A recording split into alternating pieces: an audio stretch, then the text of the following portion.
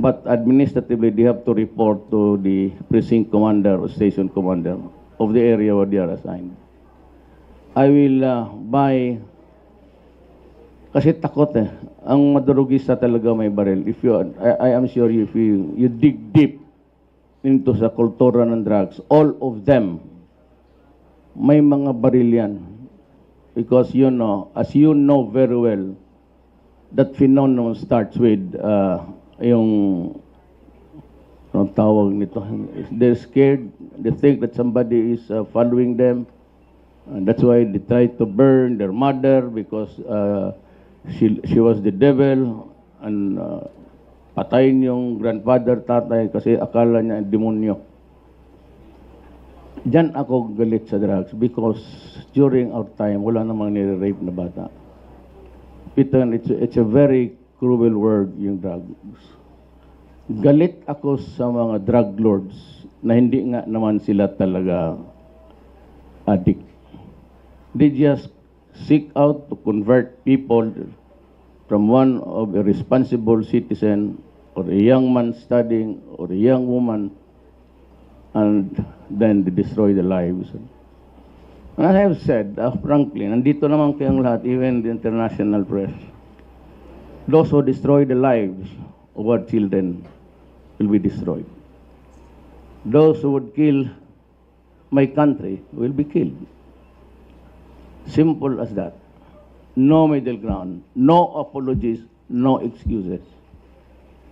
And again, I refer to my predicate of my statement, my presence here. I'm ready to lose the presidency. I can lose them anytime. I can lose it anytime. I will stake my honor and my life. And after that, good riddance tayong lahat. Basta gawin ko. Sinabi ko, gawin ko. Hindi ko dapat sabi, but dito sa Davao, pag sinabi ko, gagawin ko talaga. Hayaan mo, bayaan ka. Wag ko mag-as ka. Nagababay ka sa akin o gusto mo na magtanong? Okay. Give me, it's now 3 o'clock. Give me until 6 o'clock, then I can... tapusin ko lang ito. Ma'am, ano lang naman to?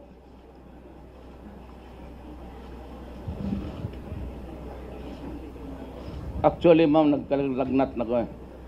You know why? Because my defenses were down actually. You're not talking to a young man. Ang immune system ko talagang bumaba at I was carrying the bacteria ng bronchial and nasuspect ako tuloy ng pneumonia. Kaya from 2 days, sabi nando, take off some more few days, a few more days to recover. So nag-x-ray ako, medyo okay na. Curfew for minors, mandatory. The thing is, police should not arrest minors because they are not supposed to be arrested. They do not have the discernment of what they are doing out there. Arrest the parents instead. The barangay captain should direct the police where the parents live and arrest them. Pag hindi ninyo ito kaya, din sabihin ko sa barangay captain, be ready to face charges of neglect of duties or simply you are not working, in which case I will suspend you if there is a charge. Wala tayong pakiusapan dyan.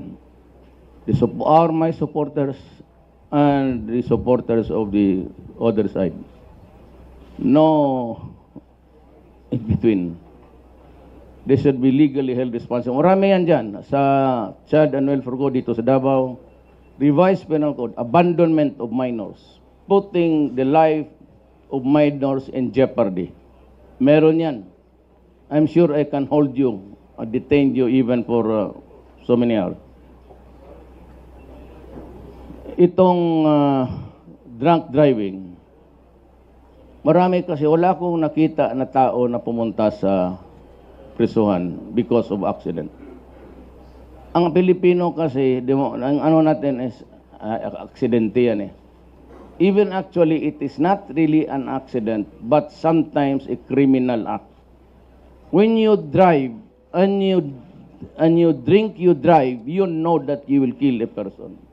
That moment when you are behind the wheels and start the engine and you are dead drunk or drunk, there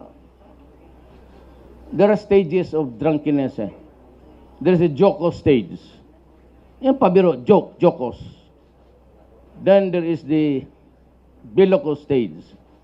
Yung maghanap lang ng away. Makatingin lang yung tao, anong gusto?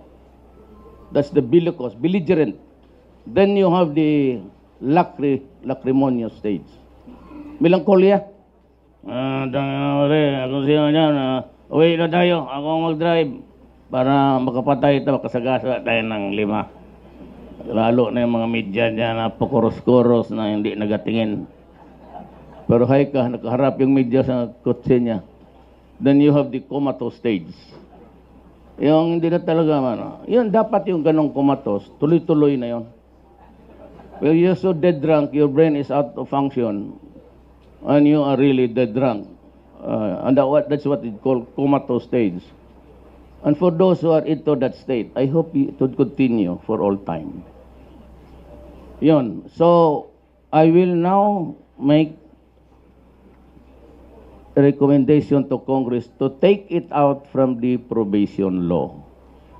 Kasi dito, pag nakasagasa ka ganon, and the sentence is below 6 years, you do not go to prison. You simply, Judge, guilty ako but I'd like to apply for probation. Then you report to the probation officer. That is not good enough. Pero yung iba kasi, it's almost insanity now that rules the highways.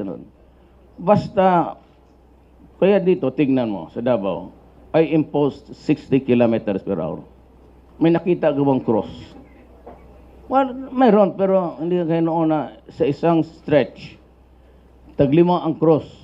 Dito, tapos sa ibang barangay, mayroon namang cross. Sabi, anak ka.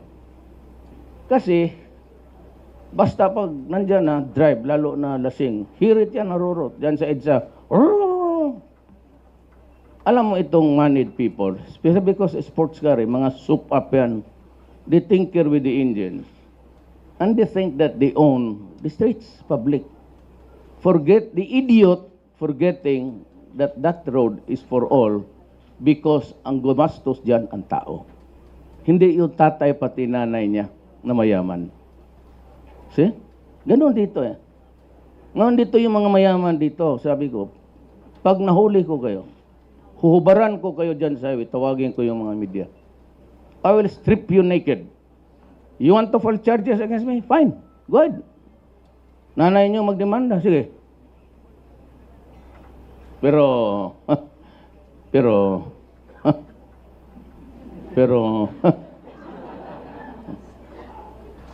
ang mga abusado eh. Kita mo yan sa puro sports car. Wrong! If you happen to cross the street at that moment, you're a gunner.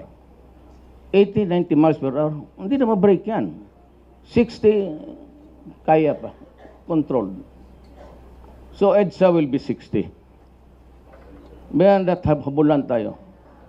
Pag hindi hinabol ng polis, kita ko sa camera, ang polis ang habulin ko. Nagkampulisa ka. Totoo. Ano tayo, we make it equally responsible to each other and to your fellow men. Police, trabaho ka. Yan ang trabaho mo. Tapos dito, sige, hulihin ka. Prangkahan tayo para walang istorya na maraming. I run it like a city because I am just a city mayor, but it applies to all. Gaya ng basa na. Kagaya ng itong bayad my way. Diyan sa kanto, maghulog ka lang ng ilan dyan, then you disturb the neighborhood. And it makes a city, noise pollution can be abated anytime because it is a nuisance. The kapitan or the mayor or governor and the